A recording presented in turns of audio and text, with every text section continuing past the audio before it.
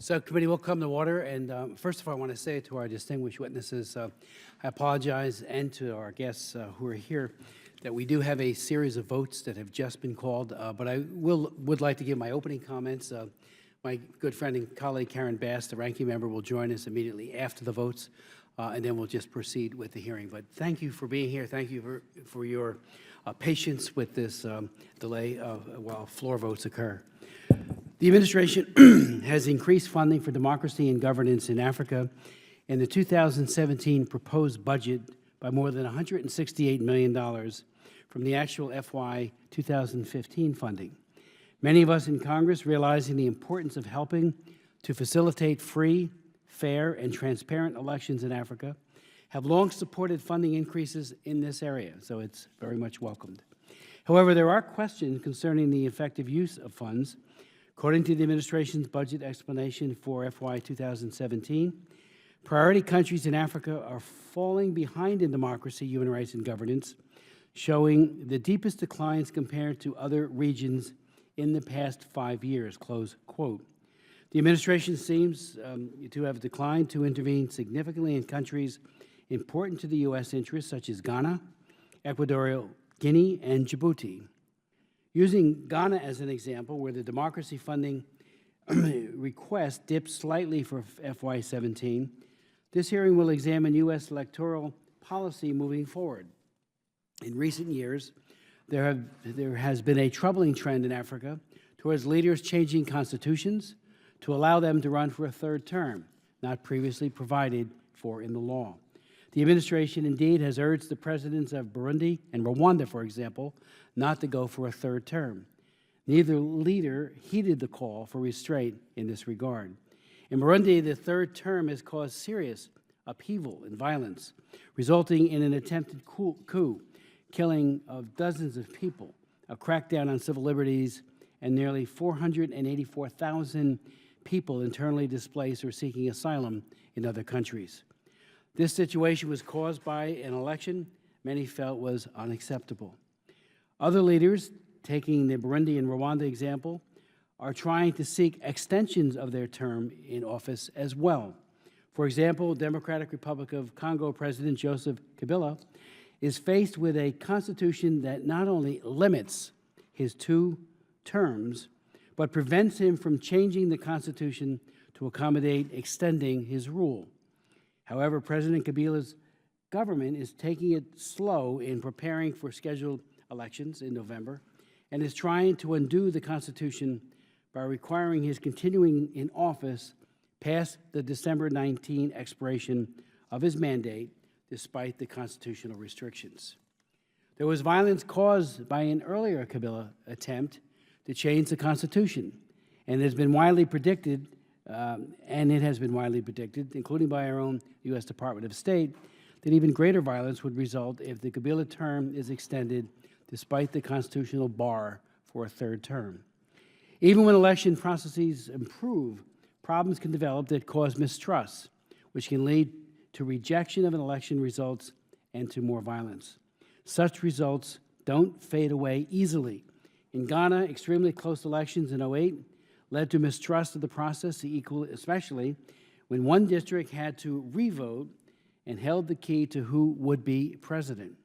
4 years later, advanced biometric technology failed, casting further doubt in the minds of some voters. As one of our witnesses today will share with us, there are concerns for the elections later this year based on an accumulation of suspicions from past elections, even though the 2008 and 2012 were not judged by international observers to be particularly problematic. The case of Ghana points out key questions. When does the international community enter an election process, and when does it exit? When do we know whether elections in a particular country need no further intervention? Does intervention have to be massive, or are there tweaks in capacity building we can provide that will help make all the difference between an acceptable election or one in which voters refuse to accept the outcome? Election support is not merely a matter of money. It involves faith in the transparency and the fairness of the election process itself. The international community cannot achieve such trust among voters on our own. The country in question must experience a meeting of the minds between the ruling party and the government and the political opposition. There must be clear, effective rules for elections that create a level playing field for all candidates and parties involved in the election process.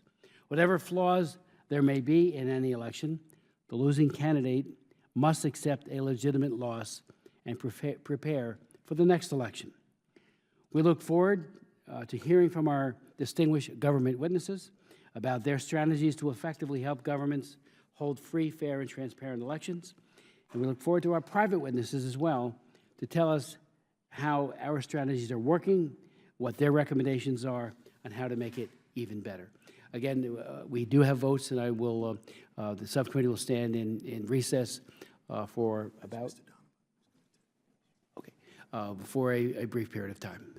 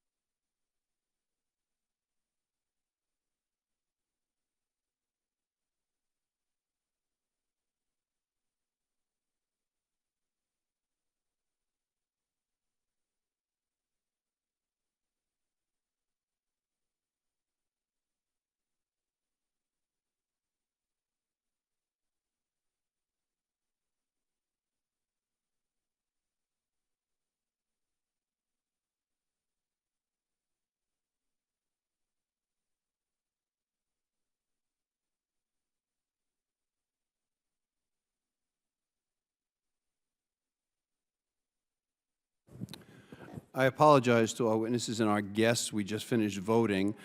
Chairman Smith had another obligation, so my name is Dan Donovan. I'm a member of the Foreign Affairs Committee and member of the Subcommittee on Western Africa and Global Health, and I'll be conducting the hearing.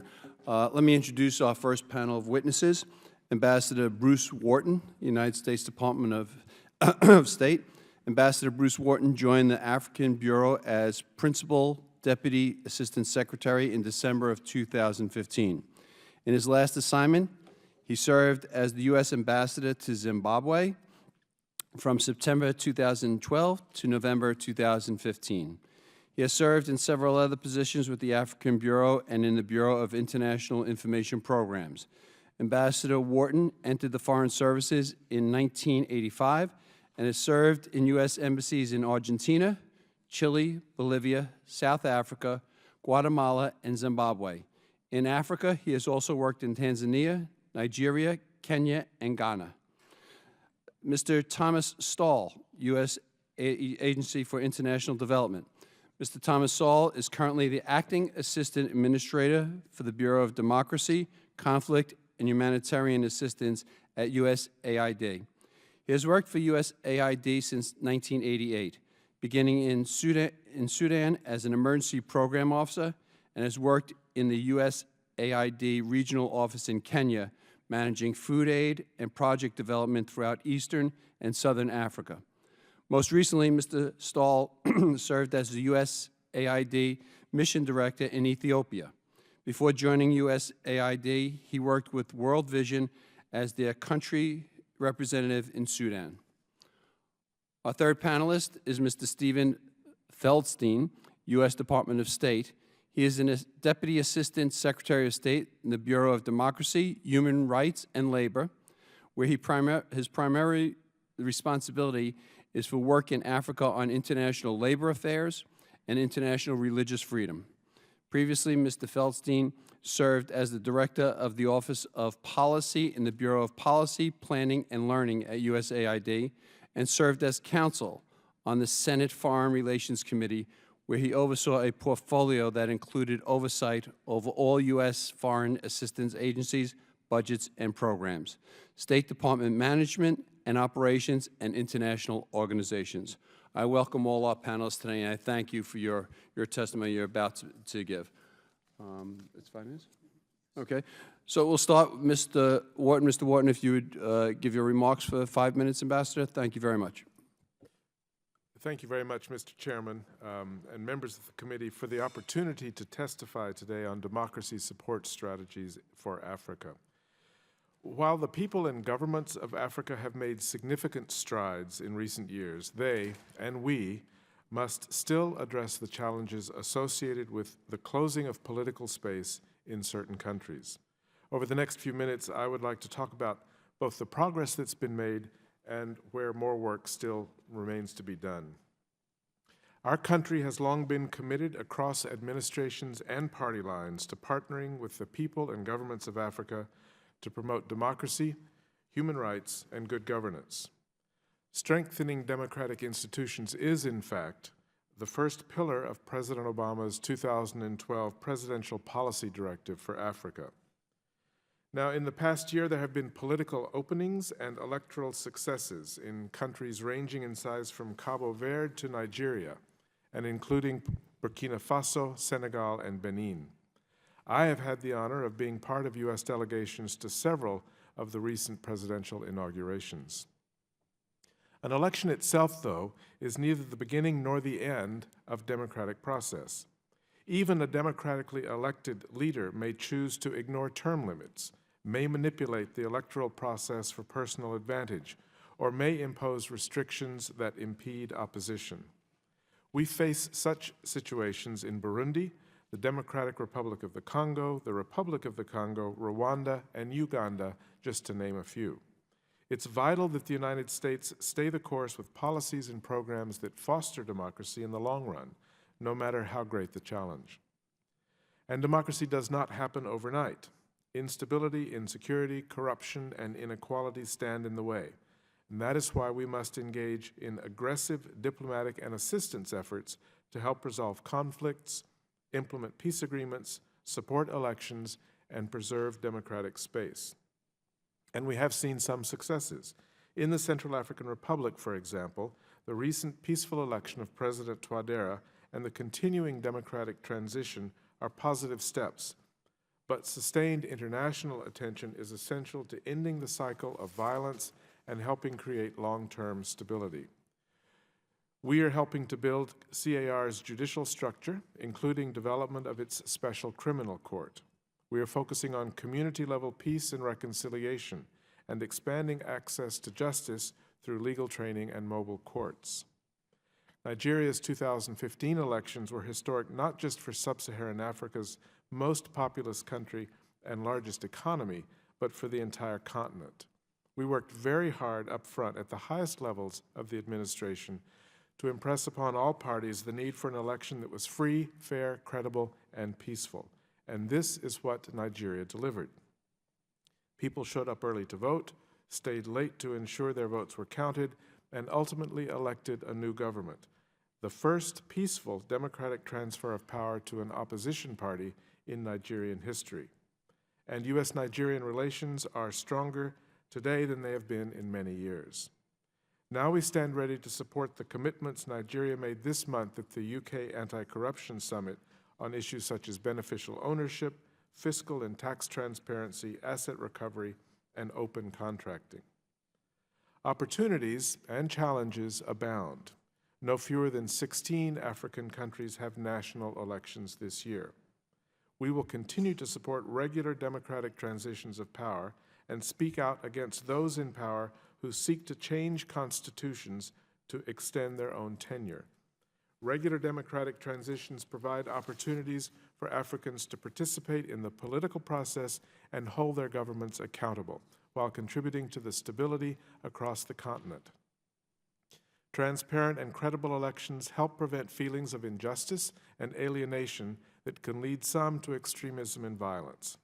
In advance of elections, we support programs to counter violence and promote reconciliation, working with leaders from diverse political, religious, and ethnic groups to promote tolerance, respect, and reform. It is clear that those investments pay dividends. We greatly appreciate the committee's recognition of the fundamental importance of democracy in Africa, and again ask your help in supporting our relevant funding requests. We are working to ensure that the fiscal 2016 allocations for democracy, rights, and governance in Africa reflect the most strategic allocation of scarce resources. We know the challenges are great, but believe that the comprehensive approach we are pursuing is making progress. And this will ultimately benefit the people of the United States as well as the people of Africa. Thank you, and I look forward to your questions. Thank you, Ambassador. Mr. Stahl, the chair recognizes you for your opening statement. Thank you, Chairman Donovan. Members of the subcommittee, thank you for the opportunity to appear before you today. As part of our mission to end extreme poverty and promote democratic, resilient societies, USAID is a leader in democracy assistance around the world, and including in Africa. Several countries saw progress in the conduct of elections since the subcommittee held a hearing on this subject last year, including in Nigeria, Cote d'Ivoire, Burkina Faso, and the Central African Republic. Many national and regional institutions have improved their capacity to facilitate credible elections, including electoral bodies we supported in Nigeria and Cote d'Ivoire. Citizens are more engaged and connected than ever. With our support, domestic election observers are leveraging innovative technology and carrying out advanced parallel vote tabulations, PVTs, to confirm election results.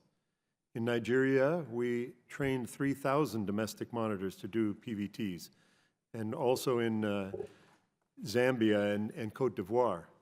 Yet, Africa still faces important challenges. The youth desperately want the chance to have a say in their future. But several African leaders refuse to pass the baton. The average age of the 10 oldest African leaders is 78.5 years old, while the average age of an African citizen is just 19.5. The trend of abolishing or extending term limits continues, and incumbents are employing tactics to create an uneven playing field long before they face the election. Leaders are unfortunately sharing worst practices including using surveillance technologies and imposing complex legal and fiscal restrictions on civil society and the media. As more citizens go online, authorities are restricting internet access, as we saw last week during Uganda's presidential inauguration. Recent crackdowns like the ones we've seen in Burundi, Uganda, and the Democratic Republic of Congo are not only a threat to democracy, but to regional security. For decades, USAID has supported African reformers and citizens who seek to promote good governance and democratic processes. Our support helps build the enabling conditions for credible elections to take place. A strong judiciary and legislature, competitive parties, a free press and free internet, and an engaged civil society. These efforts would not be possible without our partners, including those testifying later today. And our local African partners play a critical role in sustaining democratic gains as well. Our strategic approach to electoral assistance is informed by several lessons learned over the last number of years. First, USAID's electoral investments are tailored to the specific political context of the country and informed by long-term partnerships with the host government and civil society to support the foundations of a democratic movement and democratic government. For instance, the positive impact of our electoral efforts in Nigeria and Zambia were the result of many years of sustained engagement and broader democracy assistance in both countries. USAID's democracy officers across our missions in Africa help us maximize the opportunities to expand democratic gains and overcome challenges.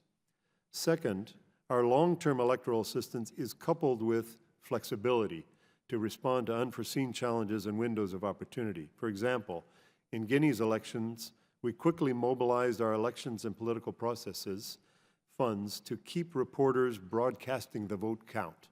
This reassured the public and opposition parties that the process was fair. Third, our early and robust conflict mitigation efforts have made a difference in averting electoral violence. For example, we supported the West Africa Network for Peacebuilding's early warning system to mitigate trigger points for electoral violence, for instance, in Burkina Faso. In Côte d'Ivoire, USAID's Office of Transition Initiatives mobilized a successful arts campaign to promote peaceful political participation. And in Nigeria, we integrated conflict mitigation across all of our multi-year programs.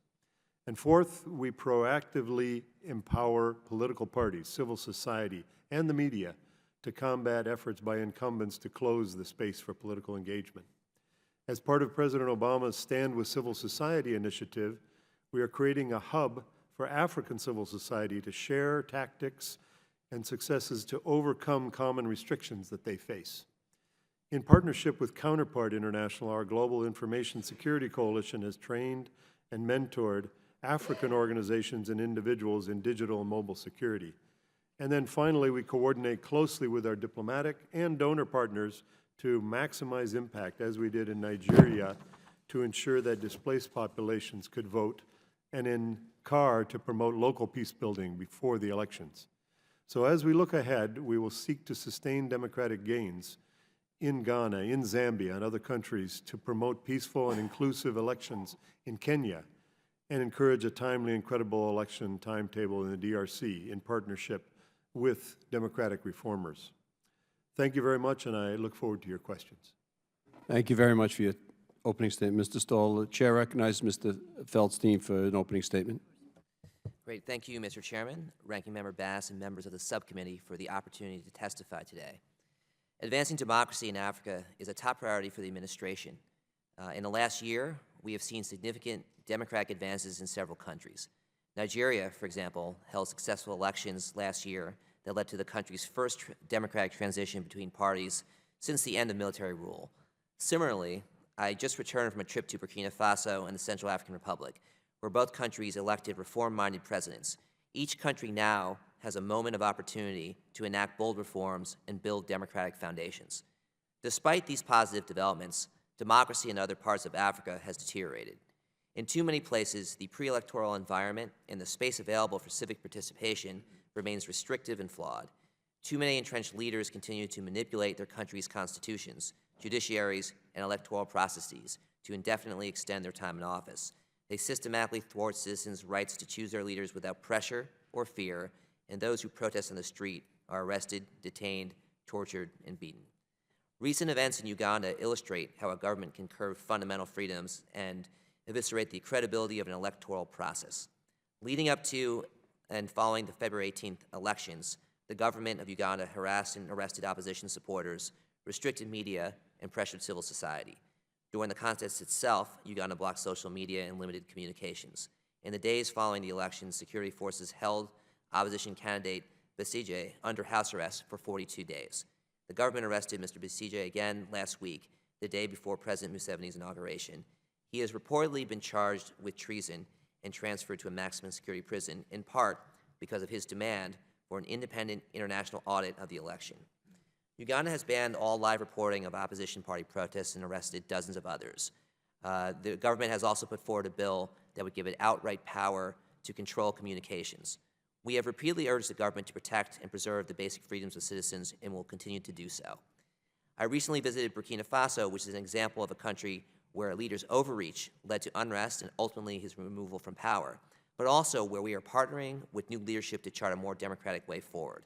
A vibrant civil society led by an energized youth movement of artists and musicians, Le Ballet Citoyen, or Citizens Broom, broke 27 years of one-man rule and gave rise to the country's first democratic elections since 1978. As Burkina Faso takes a step forward, other leaders in the region continue to undermine democracy by changing constitutions and using additional means to extend their stay in office. For example, Rwandan President Paul Kagame has repeatedly stated his commitment to respect constitutional term limits and to mentor a new generation of leaders. We were deeply disappointed when earlier this year, Kagame announced his intent to stand for a third term and held a snap constitutional referendum to cement this decision. In making this choice, he missed a significant opportunity to deepen democracy in Rwanda and demonstrate global leadership. The violence currently afflicting Burundi is a revealing example of how anti-democratic policies, namely violating the Arusha Agreement by running for a third term, can rapidly lead to widespread human rights violations, civilian casualties, and an increased risk of mass atrocities. The ongoing crisis in Burundi has resulted in hundreds of lives lost and over 260,000 refugees fleeing the country. Burundi has experienced 10 years of progress in reconciliation and development, but is now deeply destabilized and struggling with a crumbling economy. Burundi is a cautionary tale for the unfolding political crisis in the neighboring Democratic Republic of the Congo. According to the DRC's constitution, the president is limited to 2 terms in office. Elections are scheduled for November 2016, at which point the DRC should experience its first democratic transition in power, which would mark a monumental step towards solidifying the DRC's fragile democratic progress. Instead, President Kabila is delaying elections through a strategy of glissement, or slippage, and refusing to announce his intention to step down at the end of his term. The government continues to undermine the democratic process by harassing, arresting, and intimidating civil society and opposition leaders. Security forces are increasingly willing to use excessive force, including against peaceful protesters. This combustible combination threatens the security of the DRC and the broader stability of Central Africa. We believe that officials within the DRC government have an individual responsibility to uphold human rights. We have repeatedly made clear that the U.S. is prepared to impose targeted sanctions against those responsible for human rights violations or propagating violence, and we do believe the voices of the Congolese people should determine the future of the Congo. I'd like to highlight a final issue: fighting corruption and kleptocracy. In too many countries, the rent-seeking opportunities of elected office provide a lucrative incentive for entrenched leaders to steal from state coffers and cling to power. Unfettered access to state resources personally enriches rulers with ill-gotten gains and provides leaders with the means to buy the loyalty needed to sustain power. In conclusion, we will continue to advance a democracy strategy with a strong emphasis on respect for the rule of law, human rights, and civil society. To be successful, we need sufficient resources to support our efforts, and we appreciate your support. Thank you for the opportunity to address the committee today, and I look forward to your questions. Thank you for your statement, Mr. Feldstein. Before I ask my questions, I'd also like to recognize the opposition leaders from the Democratic Republic of the Congo who are with us here today. Welcome. I'll begin the questioning by asking maybe Ambassador Wharton. The United States has strategic interest in Africa, and sometimes they seem to overcome the commitment to democracy in various countries. How can there be a consistency in U.S. policy for democracy in Africa if strategic countries aren't sanctioned for violations, and at times less strategic countries are sanctioned for the same behavior? Thank you for that question, Mr. Chairman. It is a difficult balance. We have to pursue in one moment, though, a broad variety of our interests and concerns in Africa. And I believe that in countries where we have an important security relationship, that could include Uganda, could include Rwanda, could include Ethiopia, we can actually use that opening, the points of contact and the points of discussion on security, as a means of raising our broader concerns about human rights, citizen rights, rule of law, electoral process. So we need to be able to pursue these things simultaneously. But as I said, it does require a balanced, nuanced approach. When questioned, Ambassador, do the countries give us any reasons for these violations, how they violate their own agreements with us or their own constitutions when it's addressed, brought to their attention? One of the characteristics that I have noticed among certain African leaders is this huge emphasis on stability, and what I believe is a mistaken assumption that lack of change equals stability. But you know, in a country like the DRC, for example, that has a terrible history of bloodshed and violence, I think that there is, at least among some of the current leadership, the idea that maintaining things under control and maintaining stability is the best way to ensure progress into the future. Again, I think that's a mistaken assumption, and that's one of the talking points, one of the messages that we seek to relay to counterparts in countries like the DRC. We do believe that the democratic process, which of course is much more than elections, is the surest way towards bringing citizens into political life and ensuring progress and stability. Thank you, sir. Mr. Stahl, I'd like to ask, in the omnibus bill that we passed last year, Congress legislated that USAID shall implement civil society and political competition and consensus-building programs abroad in a manner that recognizes the unique benefits of grants and cooperation agreements. To what extent has USAID followed this mandate to date? Thank you for that question. It's a critical issue that we do take very seriously, and in fact, we're in consultations right now with members of the committee and our implementing partners to look at this balance of grants and cooperative agreements with contracts to make sure that it's meeting the needs of everybody involved. Each country, we look at the specific conditions in that country to make sure that the programs that we have are relevant to and appropriate to and meeting the needs there. Overall, our balance has been about 2/3 have gone to grants and about 1/3 to cooperative agreements, to contracts. And what we're doing is working on some supplemental guidance for our contract officers who do the awards to make sure that it's clear exactly what the standards are and that it's consistent and that we're doing that in a consultative fashion with our implementing partners. Thank you. The clock hasn't started, so I don't know if my time is nearly up, so let me just ask Mr. Feldstein a question before we move on. You mentioned that providing funding for election observations in RII and NDI. Since the wave of democracy in the 1990s, fewer U.S. election observer missions have been supported. How critical are these observation missions at this point, since it's been reported that there's a backsliding on democratic election process in many African countries? Thank you for the question, Mr. Chairman. I think that the process of supporting electoral observation missions is a critical part to supporting our democracy efforts in several ways. First of all, I think it signals very specifically that the international community is paying particular attention to a given situation. It also is able to get a wider array of eyes on the ground to observe a particular situation, especially in an area or a contested election where we believe there is risk of instability or risk of violence. So a good example, where we did fund a successful electoral observation mission recently was Nigeria, where I think there was significant concerns about the potential for violence breaking out in the country. But I think in part because of strong messaging, a diplomatic strategy paired with eyes on the ground, we were able to work with all sides and actually lead to a very successful outcome. Not all situations warrant this type of investment. It is expensive and it is something that takes a certain commitment.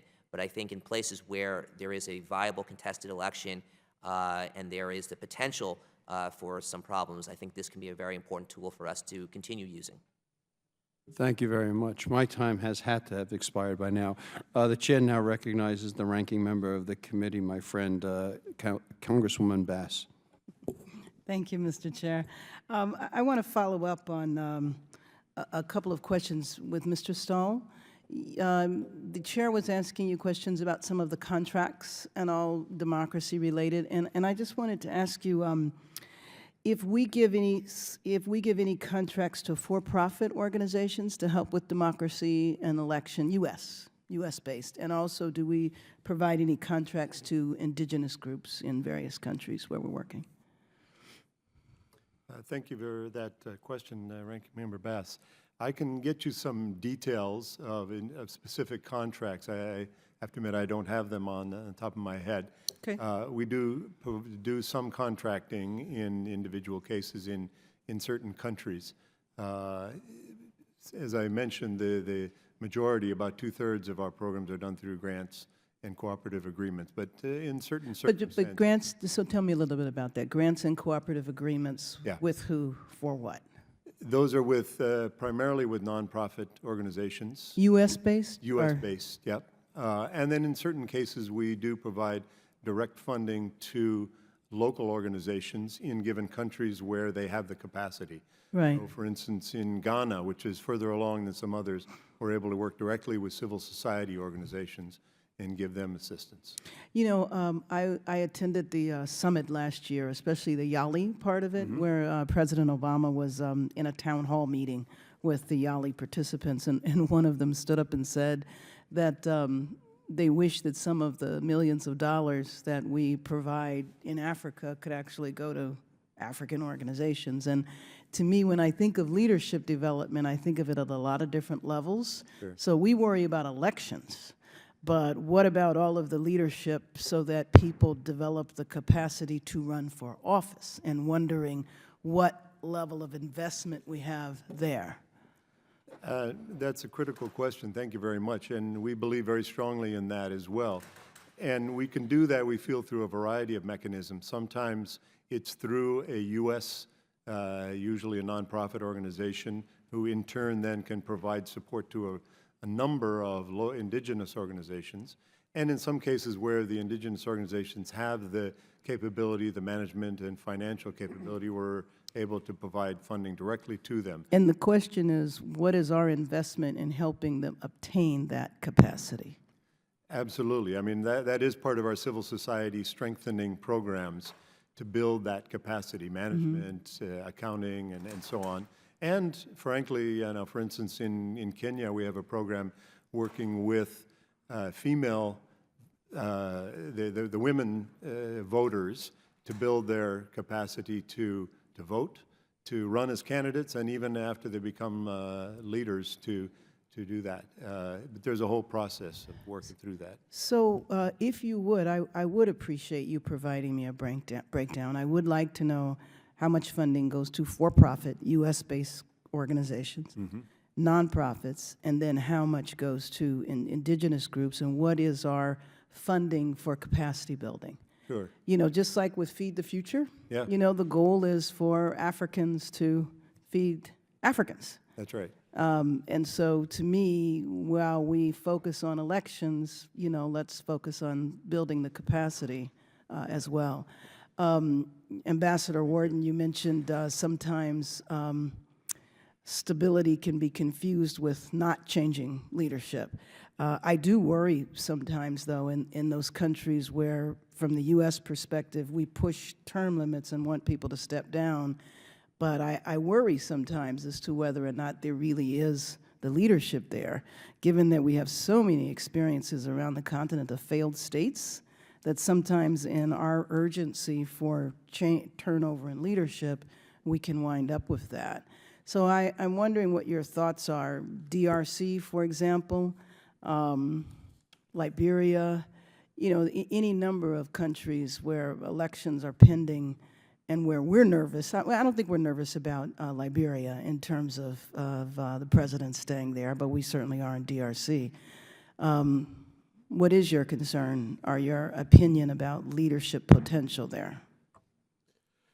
Well, two or three thoughts come to mind. Thank you for the question, though, of course. The first is that we're not in this alone, that we need to seek coalitions of African partners that share our concerns. This should not be the United States versus the DRC or the United States versus Liberia. This should be something that the AU takes on, as they have with Burundi, for example.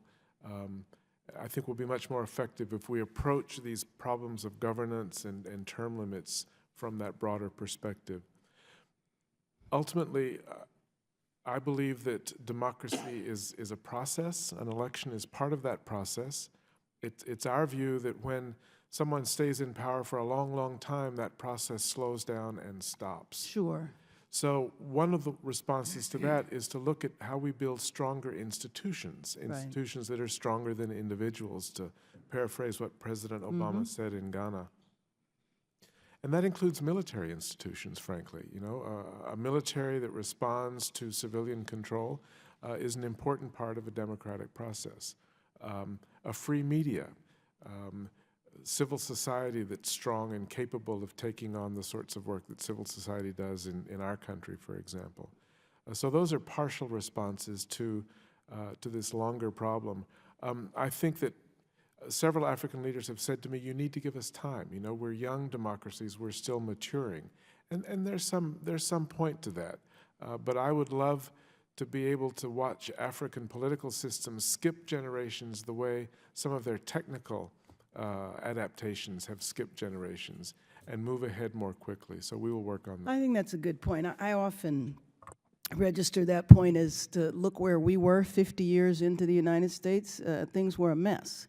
And we have expectations that, you know, countries will establish democracy and 2 years later they're going to function like us, as though we don't have any warts here, as though our elections go off with no problems. Mr. Stahl, one other thing I would like to ask you about also, and that is support that we might have to the AU. So in other words, it's one thing for us to support individual countries, but given that this is a priority of the AU, you know, what level of support do we provide to the AU for capacity building, leadership development? And then finally, for Mr. Feldstein, you know, there are 54 countries on the continent. Some would argue 55, if you want to get into that. There were a lot of elections that happened peacefully, orderly, a lot of transitions of power.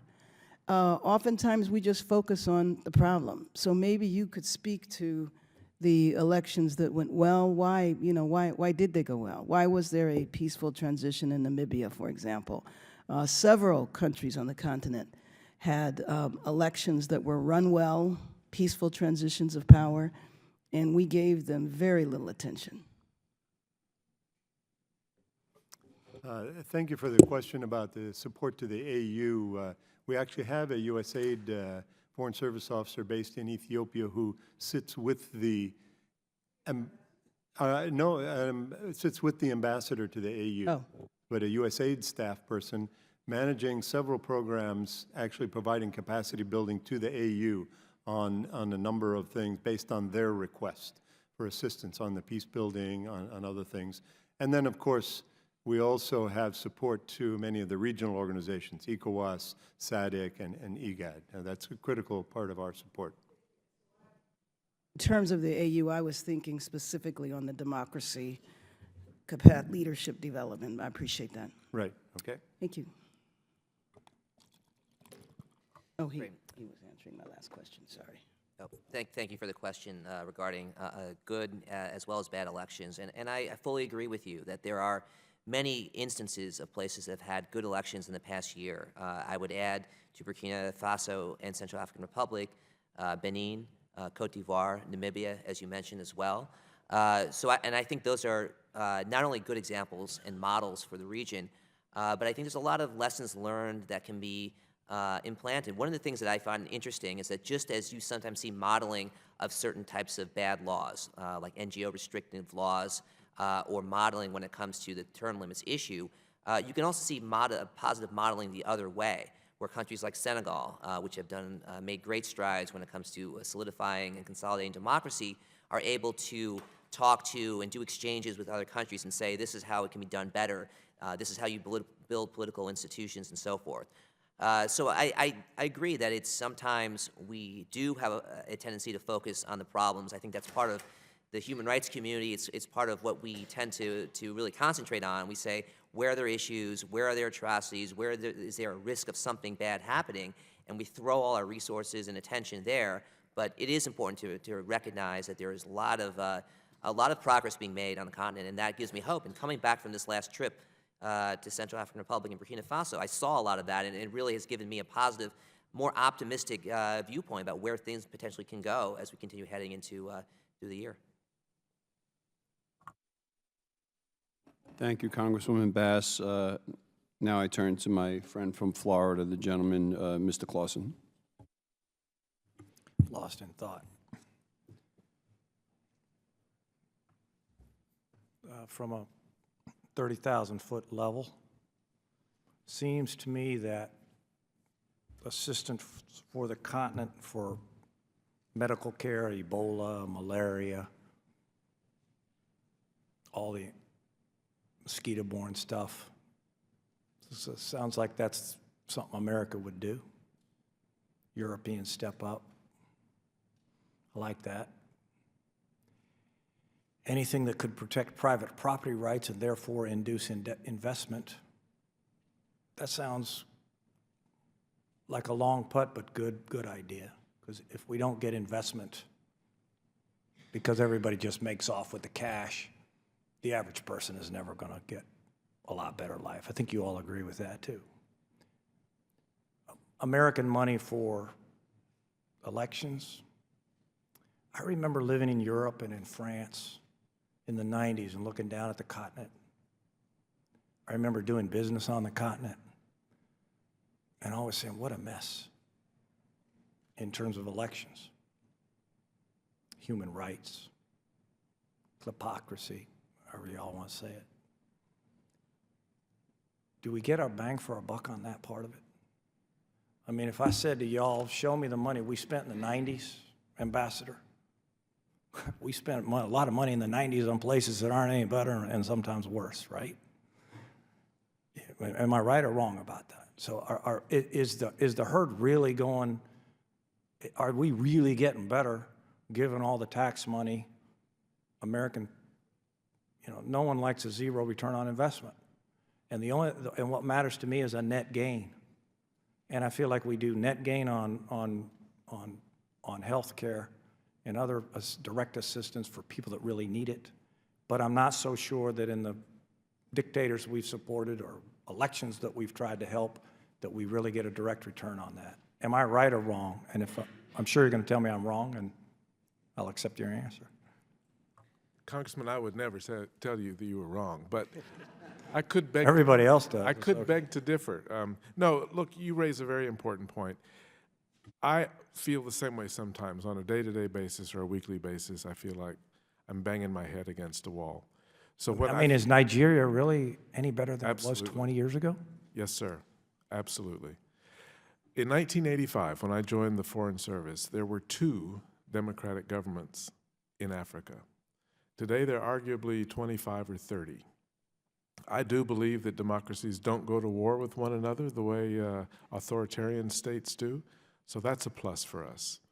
The rise of the African middle class, you've got 1 billion people today, 2 billion people by 2050. That is an enormous market for American goods and services. We need to be there now to help establish clear rule of law, court systems, legal systems that will protect American investors and American businesses when we're able to more fully take advantage of the rising middle class in Africa. You rightly point out the work that we do on public health. We should be extremely proud of that. We have saved literally millions of lives at tremendous expense to us as taxpayers, but also tremendous benefit to the United States in terms of helping to keep our own country healthy, helping keep disease away from our door. Like everything you're telling me, how often do we support people that end up being crooks? I could not give you an exact percentage. It does happen. If I could add also, a recent study done by Mercy Corps on violent extremism in several countries showed that the primary drivers of violent extremism were injustice and a sense of unfairness, corruption, and police or military brutality, all issues of democracy and good governance. And it's in those countries where either there's poor governance and bad practice, undemocratic practices, or maybe a lack of ability to control certain parts of their country that these violent extremists come from. And so it's in our own personal interest as the United States to promote good, solid democracy that's transparent, that's fair, that's reducing corruption. And that's why it's so important that we have a good election in a place like Nigeria, and so that they can then spread their good governance into the parts of the country where we're seeing violent extremists up in the Boko Haram area.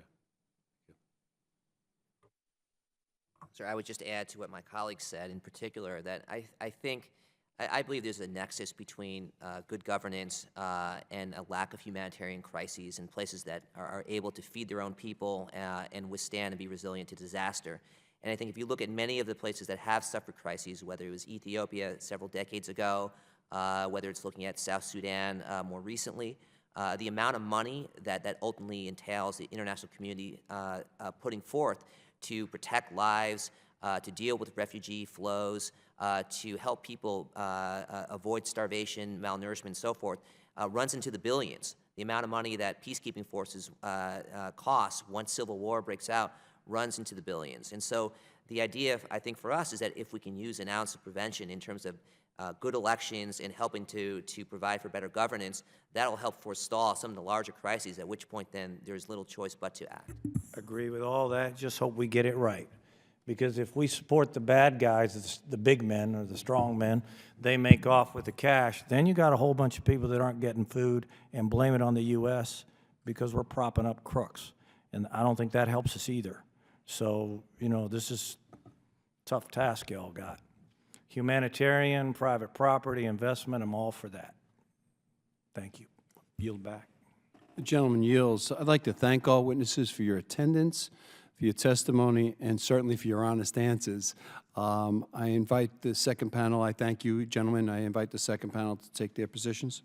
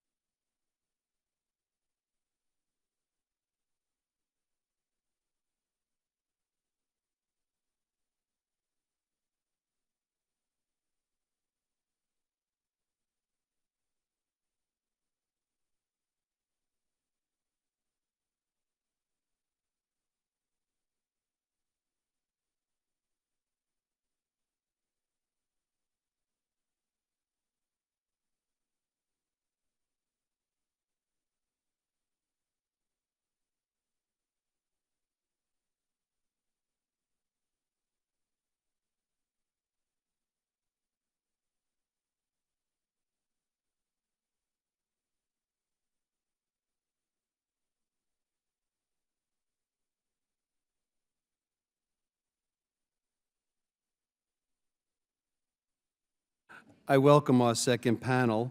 Mr. Rashdi Nickerdine is the Regional Director for Africa at the International Foundation for Electoral Systems. With more than 20 years of experience in democracy and elections, He has led and pioneered complex international and national programs. Mr. Nicodine has focused on electoral reform, capacity development, strategic planning, project and program evaluation, and expert advice in elections and development of e-learning materials with a special focus on Africa. He has advised the African Union in revising their election observation approach to incorporate a more comprehensive long-term framework and worked in a wide range of African countries. Welcome, sir. Mr. Patrick Merlot is the Senior Associate and Director of Election Programs at the National Democratic Institute. He has more than 30 years of experience in promoting citizen empowerment, governmental accountability, and public policy advocacy, and oversees many of the Institute's programs. Mr. Merlot has participated in more than 150 international missions for NDI to more than 65 countries, concentrating on conflict-sensitive states and countries that are vulnerable to authoritarian tendencies, and has produced a dozen publications on comprehensive law, human rights, and elections. John Tomaszewski, and I am Polish, sir, I don't know if you are, but you have to be a landsman, currently serves as an acting regional director for Africa. Prior to assuming his current post in May of 2016, he served as IRI's Deputy Regional Director for Africa in Washington, D.C. Before returning to headquarters, Mr. Tomaszewski spent several years living on the African continent and managing various projects for IRI, focusing on political party strengthening, local governance, and civil society development, youth and gender initiatives, and civic education in many African countries. He has also worked for 2 members of Congress, including on their campaigns. Mr. Ni Okwita serves as the founding executive director of the African Immigrant Caucus. He has lived in Nigeria and contributed to the strengthening of democracy across West Africa. He has also founded the Democracy and Conflict Research Institute, an NGO that focuses on fighting dictatorship and repression in Africa. Mr. Okwita worked on an anti-apartheid movement in the U.S., which led to the sanctions imposed against apartheid South Africa. He has taught at Georgetown University and served as the editor of a quarterly journal on U.S. relations with Africa and the Caribbean. Gentlemen, thank you. I now invite our first witness, Mr. Nakardine, to give his opening statement. Thank you. Mr. Chairman, on behalf of the International Foundation for Electoral Systems, I deeply appreciate this opportunity to discuss U.S. electoral support in sub-Saharan Africa. Since 1987, IFES has worked in more than 145 countries worldwide to support inclusive citizen participation and credible elections. In many parts of the world, IFES works with its partners IRI and NDI in the Consortium for Elections and Political Process Strengthening, commonly known as CEPS, on democracy, human rights, and governance programming. With support from USAID and several international partners, IFES has supported electoral processes across the sub-region with 11 active programs in Burkina Faso, Cote d'Ivoire, Guinea, Kenya, Liberia, Mali, Nigeria, Tanzania, Uganda, Zambia, and Zimbabwe. Mr. Chairman, in the last decade, policymakers worldwide have come to understand that elections are much more than just election day, and this has resulted in an important shift in the policy process. I draw your attention to one of the poster boards that I've brought along, particularly the colored wheel. It's commonly referred to as the electoral process, and today we understand the process to break down into 3 broad phases, namely the pre-electoral, the electoral, and the post-electoral period. Typically, this process often runs 3 to 5 years and is a lengthy endeavor. Mr. Chairman, elections have been described as the biggest logistical exercise a country can undertake during peacetime. In most African countries, this exercise is done by a single election management body operating independently from party influence. If one takes the example of Nigeria, which is the poster board just being turned right now, For the 2015 polls, the Independent National Electoral Commission employed more than 12,000 permanent members of staff and more than 700,000 temporary staff. All of these helped serve more than 68 million citizens that had to be registered, they had to be verified, and they had to cast their vote on election day. This huge logistical and political exercise cannot be executed overnight. INEC was preparing for this since 2011, 4 years in the making across the electoral cycle. This work was done in close partnership with organizations like IFES, and all this occurred under the threat of attacks by Boko Haram. Mr. Chairman, IFES believes the following 4 areas are pivotal when it comes to election assistance. Number 1, due to the complexity of organizing an election, targeted resource support must take place early in the electoral cycle, several years before election day. Number 2, just as we combat extremism on a regional basis, so we should invest regionally in capacity building and building in particular election networks amongst election professionals. Number 3, working with civil society is equally essential. Civil society plays an important role in the electoral cycle, not only for carrying out civic and voter education activities, but also for holding governments and electoral institutions accountable. Number 4, in recent years, DRG funding has either been redirected towards other priorities or has been increasingly divided across smaller subparts, leaving decreasing investments for election and political process programming. IFES believes that the US government should reverse this trend, amplifying investments in election assistance as a cost-effective way to pursue additional development objectives. Mr. Chairman, the electoral cycle approach can make election international assistance seem never-ending. However, 3 critical points of exit or graduation from support do exist. Technical sustainability is considered the easiest to achieve. This describes a time when a country requires no further external assistance for the conduct of elections. Financial sustainability is the second component and the second hardest to achieve. This is achieved only when the funds for elections are derived from in-country sources. And lastly, political sustainability is the most difficult to achieve. It is based on the legitimacy of the entire process, as well as the electoral institution, when both the outcome and the process are viewed as credible by all stakeholders, both foreign and domestic. Mr. Chairman, a number of critical upcoming elections in Cote d'Ivoire, the Democratic Republic of Congo, the Gambia, Ghana, Kenya, and Zambia will help shape democracy on the continent.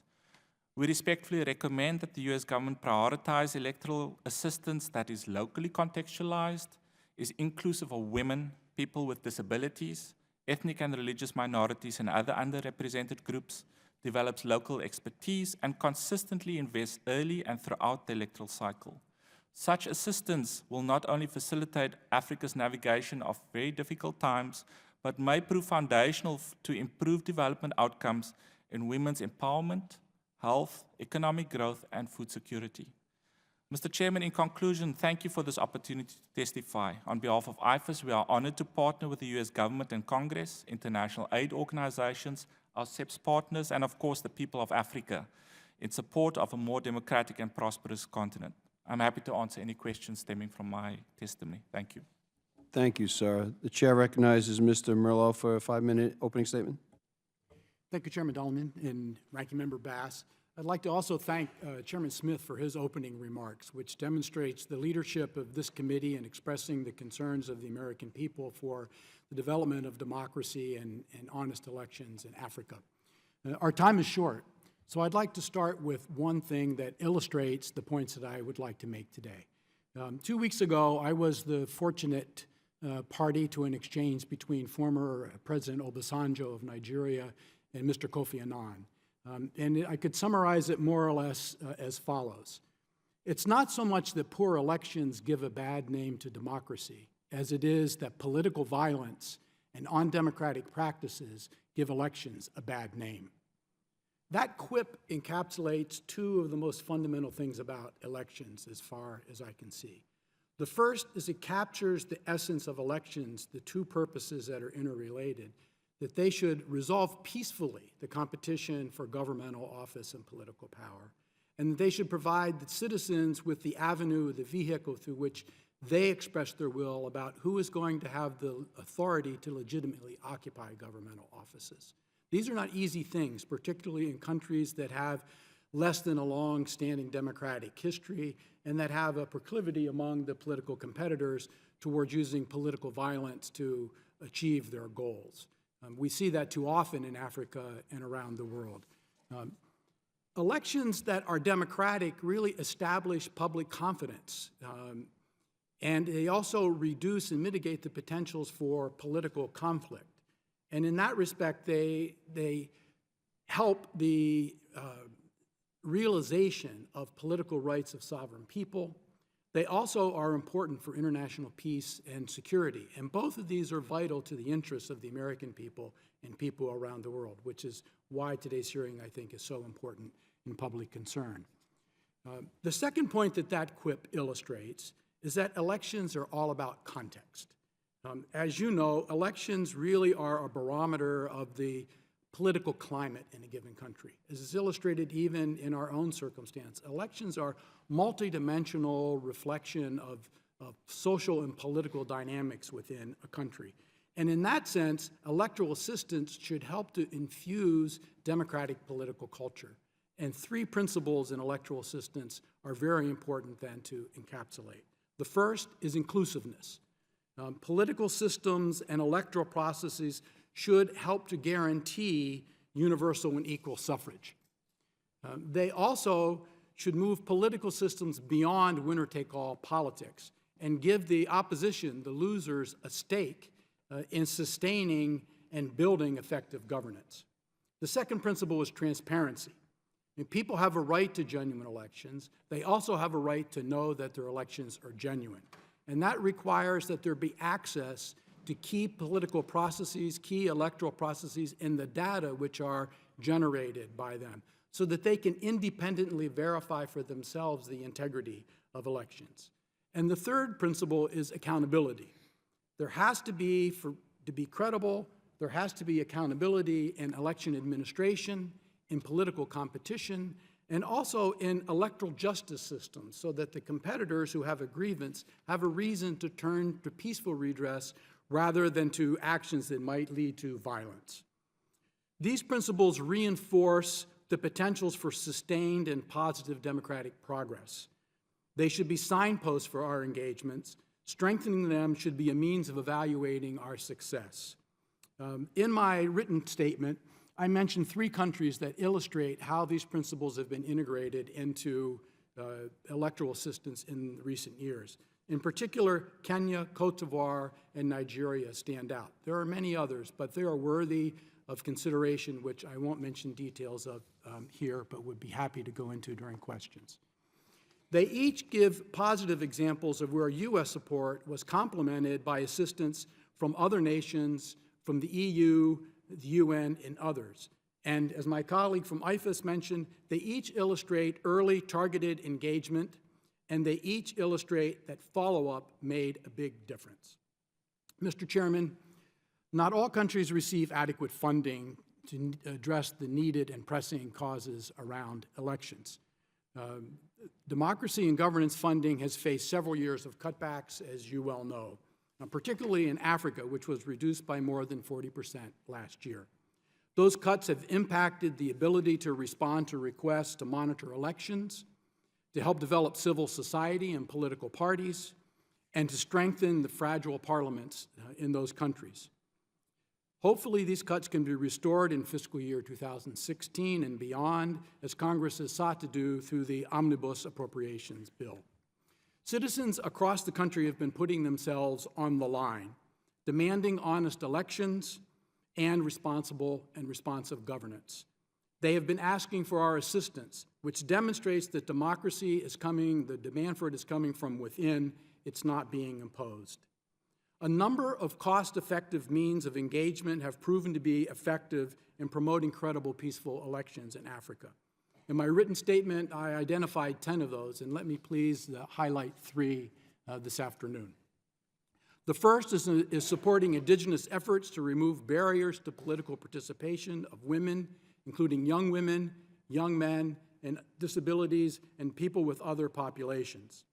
Second is building cohorts of citizen election monitoring experts who can move across borders and through the regions, helping each other, building the impartiality and the systematic nature of election monitoring.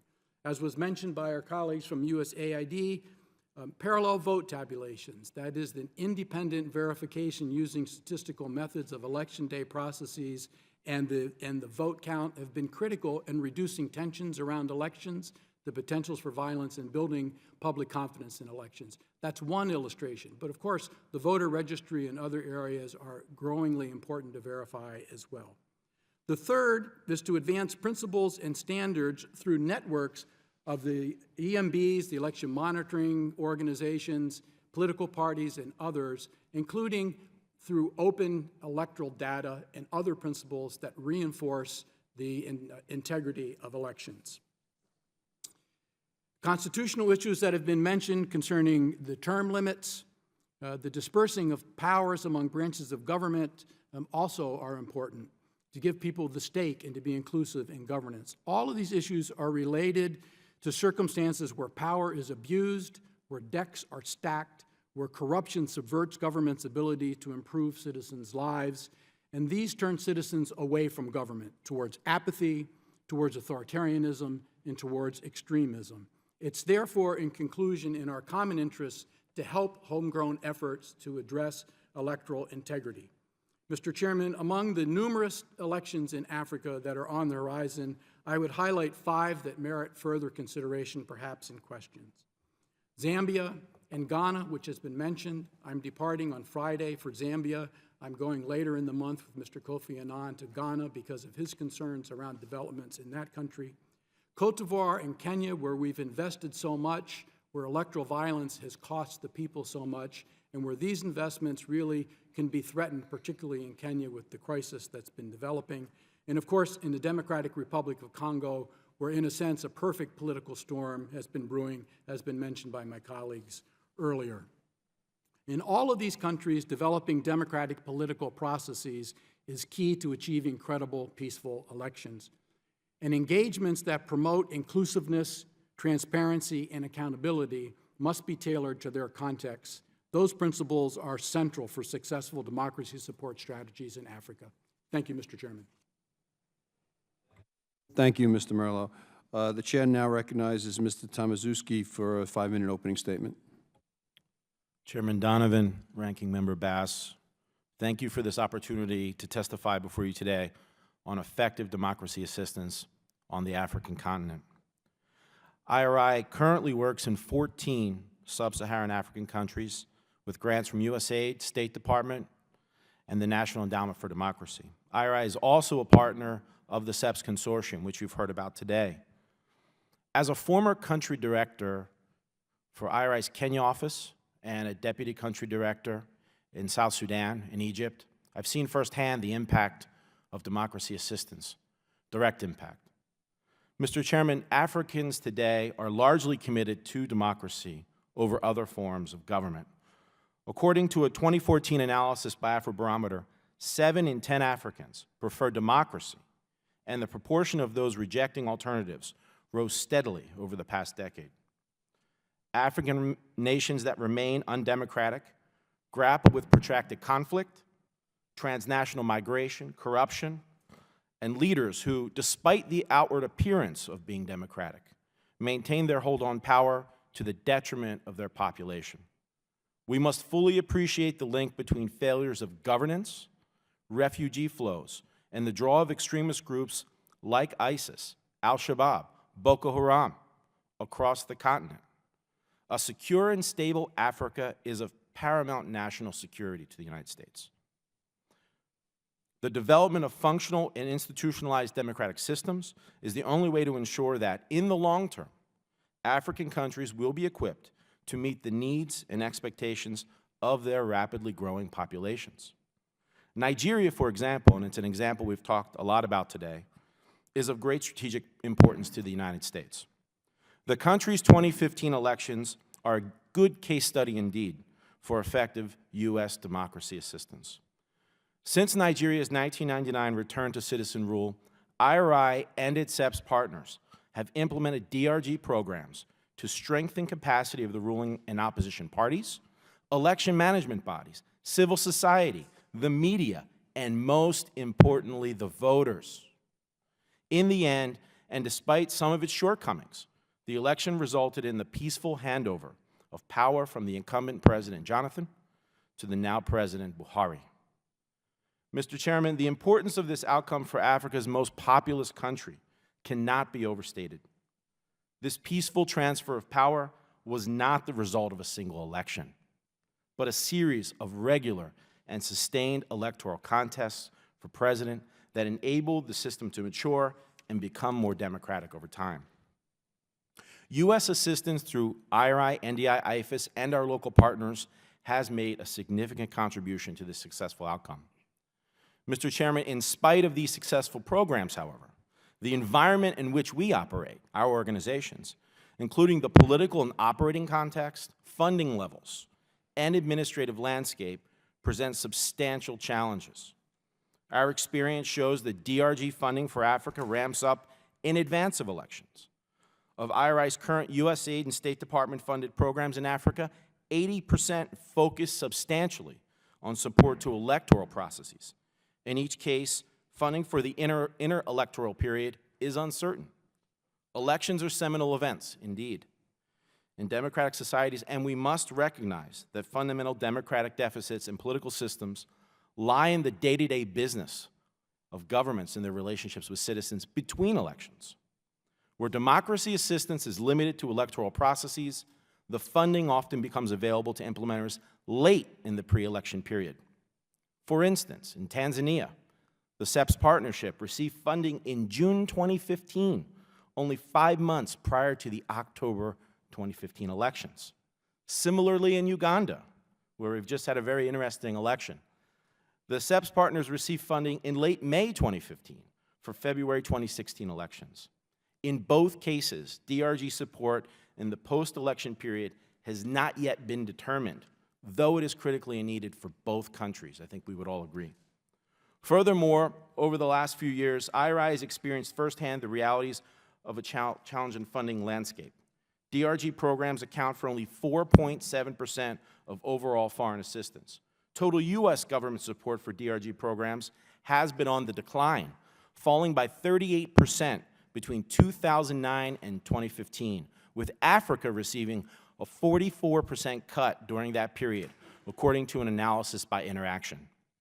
At this important juncture in Africa's development, now is the time to reinforce our commitment to resilient democracies by funding DRG programs at robust levels. Finally, and this is something that's been commented on already, selecting the appropriate procurement mechanism for DRG awards is an essential component to achieving impactful, sustainable results. USAID has released a revised ADS Chapter 304, and we understand we'll be providing USAID employees with amplifying guidance on the applicability of ADS 304 to DRG awards. We commend USAID for taking this action and urge that USAID missions implement the new regulations as intended, and that both USAID and Congress conduct applicable oversight. Mr. Chairman, in his historic 1982 Westminster speech, and I have to talk about President Reagan, and at the height of the Cold War, President Ronald Reagan said of democracies, "Day by day, democracy is proving itself to be a not at all fragile flower." I share President Reagan's optimism that with effective U.S. assistance, IRI and its partners can have a large impact in consolidating democracy in Africa. Thank you. Thank you, Mr. Tomaszewski. The chair now recognizes Mr. Ogweta for an opening statement. Thank you very much, Chairman Donovan and Ranking Member Bass. I really appreciate not just being included in this panel, but as always, for all the work that this committee and subcommittee does. This time particularly, I'm extremely happy for two reasons. Because of the focus on democracy and U.S. democracy assistance programs in Africa, it's very dear to my heart. And of course, I have been included to talk a little bit more about the country where I was born, Ghana. Now, Ghana has enjoyed a lot of kudos and praise, particularly when it comes to elections and turning over power peacefully to parties that are out of power who win elections. And I think those kudos are well earned. The question that has been raised, especially when it's been mentioned that DNRG programs have been cut, is that there have been times when the thinking is that Ghana does a good job and therefore U.S. assistance should focus on more challenged countries on the continent. It is true there are countries that are not doing as good a job, but I am here to make the case why attention should not be shifted from Ghana, and where it has been shifted, it should be refocused back, particularly for the upcoming elections, which happen a day before the U.S. elections in November. Ghana votes on November 7. And there are a couple of reasons that I want to cite. In my own lifetime, I have seen political violence in Ghana in the early 60s and 70s, and therefore it should not give nobody should think that electoral and political violence, Ghana is immune to those. They are not. What will make them immune is good processes and transparency. Now, when it comes to what are the actual reasons for focusing and looking at Ghana now, which is what I was asked to address, I focus on 5 reasons. I think that, President Clinton visited Ghana, so did President Bush, and then, of course, President Obama visited Ghana. All of these point to the fact that Ghana and the U.S. now are friends, are friendly countries. And therefore, I think supporting elections in Ghana, I would cite as something that friends with capacity help other friends do. Secondly, Ghana does enjoy sort of a model status in Africa on a few issues, from independence, but also on holding elections. And therefore, it seems to me that whatever gains Ghana has made, when it is assisted to maintain those gains, the news spreads in Africa. Other countries, other African countries do look at Ghana, and therefore, supporting Ghana's electoral processes will be a way for the U.S. to spread the word for democracy across the continent. But there is another reason why. The previous elections in Ghana, under what has been called the Fourth Republic, which started in 1992, 24 years ago, there have been 6 elections. The one in November will be number 7. All 6 have been peaceful, pretty much, and power has been turned over to the the party out of power on 2 occasions. However, those have been very close elections, and they have been disputed. Now, at the time, they were called as free and fair elections. We have had some instances where American experts have gone back, looked at some of the things and say, well, maybe we missed this or that. And therefore, there is a strong case for making sure that now we look at the elections closely and don't miss any weaknesses that might be there. A further reason is that 6 months away from Ghana's election, if you look at what is happening on the ground now, there are heated campaigning. There are even people who have already said and have even complained to units like USAID offices and the embassy that, look, if things don't go well, there might be violence. Given that that has been said, and given that Ghana has known political violence in its history, this adds to the argument for saying that despite the reduction of looking at Ghana because of good elections, this particular election needs assistance and attention from the United States. And the final argument that I make is this.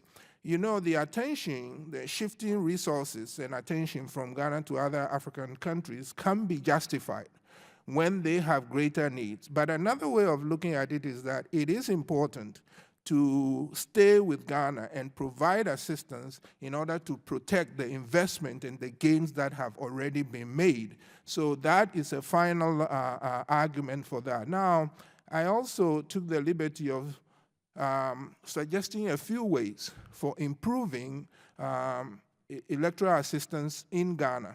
My colleague mentioned how late sometimes the funding comes in. In my work in West Africa, in promoting democracy in West Africa, we actually made the point that watching elections and balloting is important. But Ghana, for instance, has a 4-year cycle. A lot of things happen before and after the balloting. And therefore, a key recommendation is projects have to be designed and have to be included in budgets to make sure that there are things being done both before and after elections, sometimes years before.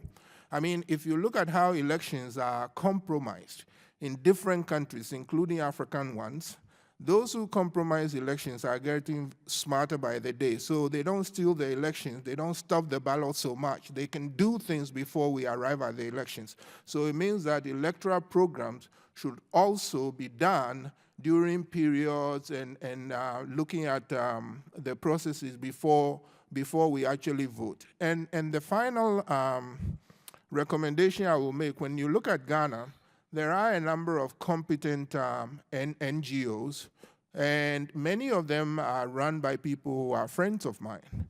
But I do think that the assistance to NGOs in Ghana need to be diversified so that only a few favored NGOs do not get all the assistance. Earlier, when the first panel discussed their submissions, I noticed they talk about both IRI and NDI doing democracy work. I think that kind of ideological balance is also needed in countries, including Ghana. And I thank you again for doing this hearing on democracy, including Ghana, and inviting my views. I'll be happy to answer any questions. Thank you. Thank you, sir. I'm going to allow myself 5 minutes. I promised the witnesses, and I promised my friend from California we'd be out of here by 5 o'clock. So allow me 5 minutes. Mr. Nakadine, you answered both of my questions that I had for you during your testimony. Either you read my notes or you were incredibly well prepared. So please don't be excited that I don't ask you a question. I had 2 questions for you. You answered both of them. Thank you. No reflection on you, Mr. Merlo. I do have a question for you. It means that you didn't address it in your testimony. You talked about inclusiveness, and I was concerned about women's and minority ethnic groups that are being marginalized in many elections on the continent today. Is progress being made in the area, particularly for women? Thank you, Mr. Chairman. The answer is both no and yes.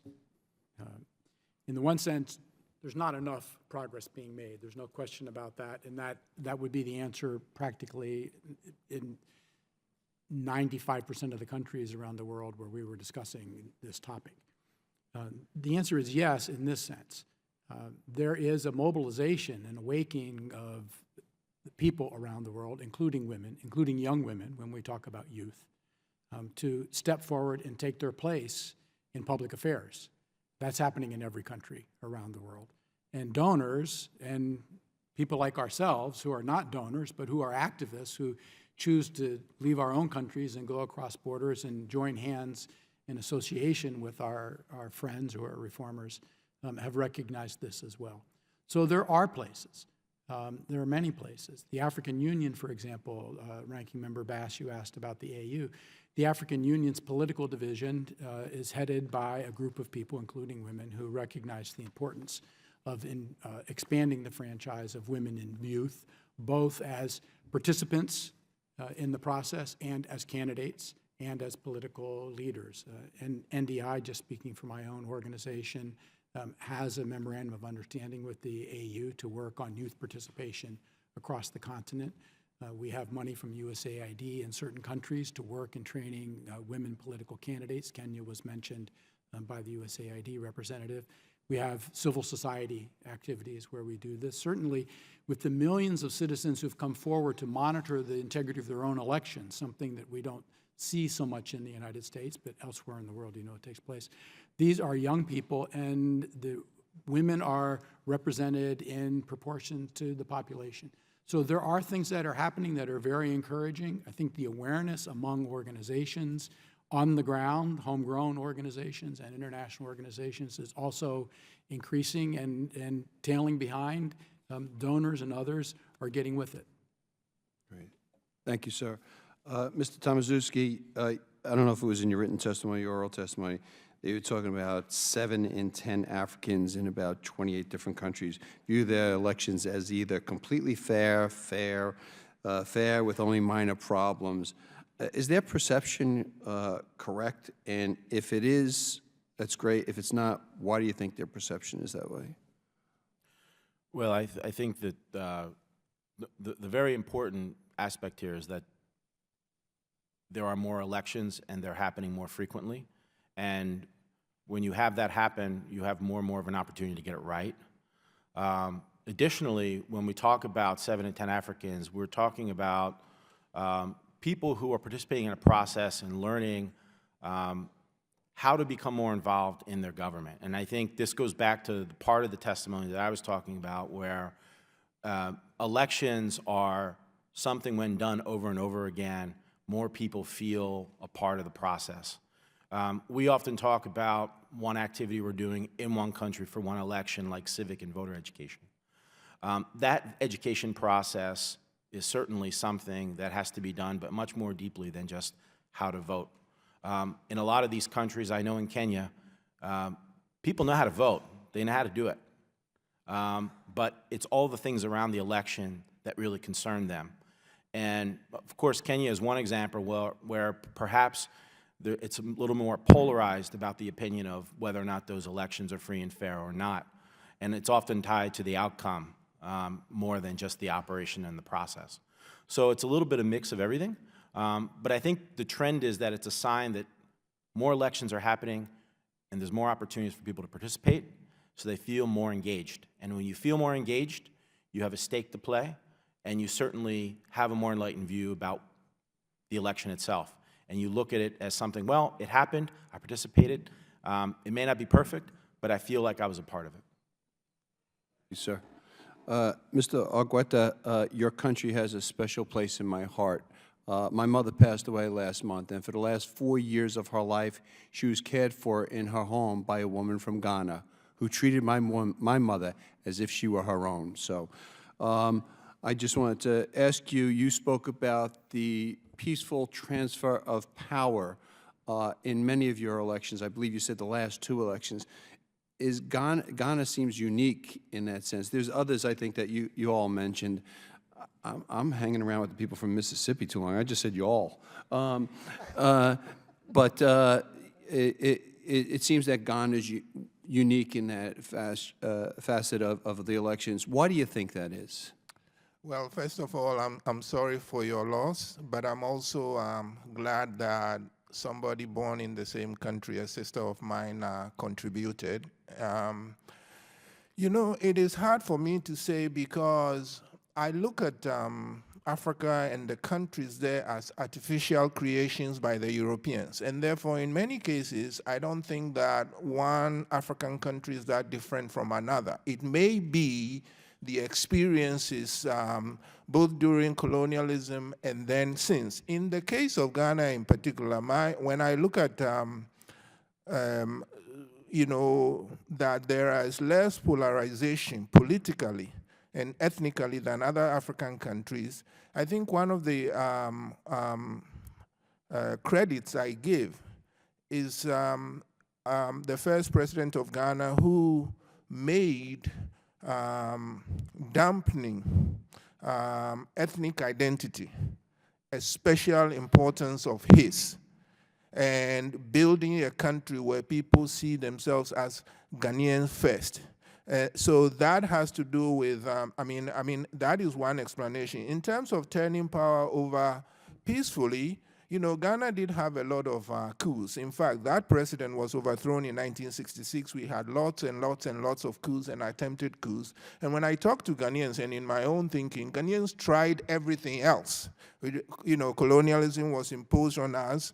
Then we had one-party system. Then we had coups. And Ghanaians came to the realization that the best form of government that will work for us is leaders that we choose, and if we don't like them, we throw them out. By the way, you know, in Ghana these days, when people stick out their thumb, it's not the American okay, it's just warning politicians that we will be voting, because in Ghana, when you vote, your thumb is stuck in ink. And so when they hold it up, it's like, well, we see what you are doing. Don't forget elections are coming. But whatever it is, I'm saying that I think those are in other African countries too, and it would be good to find out how to bring it to the fore. Thank you, sir. American voters hold up a finger too, but it's not their thumb. The chair recognizes the ranking woman from California, Congresswoman Bass. Well, first of all, let me thank all of you for your patience, first of all, and your testimony. I just have a couple of questions. Mr. Thomas, I don't want to mess up your name. Tomaszewski. Tomaszewski. You mentioned about how funding is it ramps up right before an election. And I wanted you to talk a little bit more about that, because I was under the assumption that funding is given out on a calendar year or a fiscal year. So what are RFPs put out or something? Explain what you meant by that. Well, I mean, the procurement process, depending on the mission, depending on the funder, certainly has a role to play in that. Also, you have situations like you have in DRC right now, where funders are waiting to see what's happening, right? You don't want to go down a road of funding a certain set of priorities in an election program when you may need to go in another way. So I think that plays a role into it. More concerning for us, though, is that when we treat elections as an episode, right, as a thing that happens once, we don't realize, and we ask some questions about historically marginalized groups, women and youth. How do you impact them and empower them if 6 months before an election you're just touching them, you're just starting to engage them, you're just starting to talk to a woman and help her to prepare herself to run for a competitive election in a landscape that's tilted against her from the beginning? You can't do that 6 months out.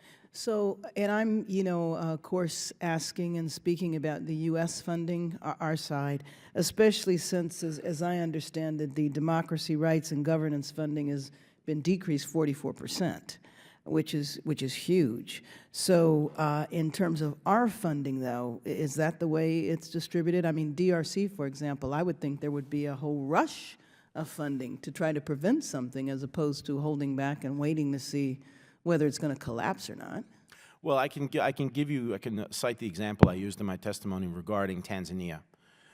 To have an elections program or elections assistance, which we receive from USAID funding through our SEPS partnership, just 5 months to the election. And when we were asked to submit a proposal for this project, we were given very short timeline to come up with the projects, to put them down in time, to bring the partners together, to engage about what was our strategy, what was our entry point. And to do that with such a close time to elections, it's very hard. You've got to really stretch yourself very thin just to make the impact that you need to get the right assistance that's needed on the ground. So I guess your point is that, because I just totally assumed that the funding was ongoing. It may be ongoing, it may be available, but certainly it has to go through that process of putting the RFP out there, of putting coming up with the funding mechanism and the timing for it. These are things, of course, we would like to see happen a lot earlier in the process. Okay, so the next election in Tanzania is in 4 years, or 5? Yeah. 4 years? So is there an RFP now for that election? No. There should be an RFP now We should. for that election. Ideally, let's look at Tanzania. We have, for the first time, we saw a really strong competitive election from the opposition through Kawa. We saw many, many youth who were never involved in elections get inspired and be involved in elections. We have many, many youth and women who've been elected to parliament and other positions in government. And they need our help now. So one, they can Right. get elected. Right, and they Two, can so stay. the youth, the civil society youth networks that were built pre-election can be continued and strengthened. I think we go back to our question of Ghana. We do our victory dance. They have peaceful transfers of power, successful elections, and then all of a sudden we think, well, we're good, let's go home. Right. And now what we're seeing in a place like Ghana today, we've kind of left our foot off the gas, and now we're moving into a possible crisis. So you would say then it's just the general procurement process? And right? planning. And planning. On the part of U.S. assistance providers. It's really not a good use of money to do that way. And you two were exchanging glances, so it looked like you wanted to comment about that, Mr. Merlot and Mr. Nakadarian. Thank you, Representative Bass. Yes, first I think it comes from a question of understanding. As Rushdie pointed out, elections are not an event. We all agree. Elections, when you look at elections as a cycle and you start with the pre-elections and all the things that happen post-elections, they connect up. But what I think we're really saying is that elections are not even two-dimensional. They really go into the political fabric and culture of a country. So if you want to help people who have been marginalized become part of a process, it's an ongoing activity that has a lot of dimensions and takes a lot of time. Two things that I would just reemphasize. One is funding is scarce. And so when USAID or State Department DRL are looking at these things, they're husbanding their resources and trying to decide what to do. They hedge their bets, in part because of that. But they also, I think, this problem of understanding elections as being something that really is a political dynamic. It's part of building democracy. It's not just part of casting ballots. It limits the understanding, and that takes away from the opportunities, and that diminishes from the effectiveness of the kinds of programming that are done, which need to be around the calendar and need to be over a large arc of time. The second thing is elections are volatile, so attention tends to be directed when volatility goes up. We're talking about Ghana today. We weren't talking about Ghana in November or in October of last year, except the insiders. And that's because volatility has gone up. But it was very clear at the end of the last election that first, it was a razor-thin decision. Second, the Election Commission itself was under attack. Its credibility had been diminished somewhat because of the controversy. Third, the Supreme Court and the Commission and the Court are the two interlocutors in the circumstance. The decision of the court was also, it took a very long time, which stretched out the volatility and the tensions in the country. As a consequence, there's a new commission. The new commission doesn't have the history of the last commission. Public confidence has been shown in all of the opinion polls in that body and in the courts, which were very high, now to have diminished a lot. The resources are up, and the stakes are higher because of the age of the people who are contesting and a number of other factors. It's not hard to figure out that Ghana needed attention 6 months ago. There's 6 months to go. We now are talking about doing this. And a lot of people are reacting. I mean, I do want to give credit where credit's due. A lot of people are reacting, but it's late in the game. I mean, we need to look at these things from a much more strategic and a much more wholesome and fulsome view. Thank you. Thank you. Yes. We talk about the electoral cycle and getting involved early. I think one of the great benefits of having more democracies on the African continent is the fact that it's actually quite predictable. We know in Tanzania there will be election in 4 years' time. Right. We know in Ghana the election is happening now, but it will happen in another cycle, and we can plan accordingly. In many of the countries where we've had tremendous impact, it's where we've maybe been 10, 15 years, and it's not with huge amounts of funding that might be required in places like the DRC where the infrastructure is low, but it's in places where we're able to sustain through inventive programming, innovative programming, working at the core with different groups, whether it is with election commissions in helping them develop their process and building trust, or with political parties, or with civil society organizations, systematically building capacity and ramping up over a period of time, not just 6 months before the election. That's ideally I mean, we talk about the electoral cycle, but there's a predictability about election dates, Sure. often crafted in constitutions, and that's what we must work with. Thank you. And Mr. Cuete, why don't you close us out? I do want to thank you again for holding this. I share everything that has been said. In fact, I think because the level of English is better here, it's been said more elegantly. But I do support that because elections are cycles, the funding and the planning should be adjusted so that there is attention to various things that need to be done before balloting arrives, and even following the balloting, that there will be things to do. And I will cite the example that Kofi Annan and I share country of birth, and if he thinks that Ghana needs attention, he's turning his attention to it again. I think it is good that this hearing is being held, and that the agencies that fund elections will look at Ghana again, not from a negative point of view, but to consolidate the real progress that has been made, so that this passage of elections, clean elections and peaceful handover, if it is necessitated, if the opposition does win, and I'm not saying they will win, we don't know yet, but if they do win, that will continue the pattern of peaceful transfer. And thank you again. Thank you, Ranking Woman. I'd like to thank our panelists for your presence today, for your testimony, and for your honest answers to our questions. I'd ask all our visitors at the conclusion of the hearing to clear the room. They need the room for another event that's following right behind us. This committee having no further business, this hearing is now adjourned.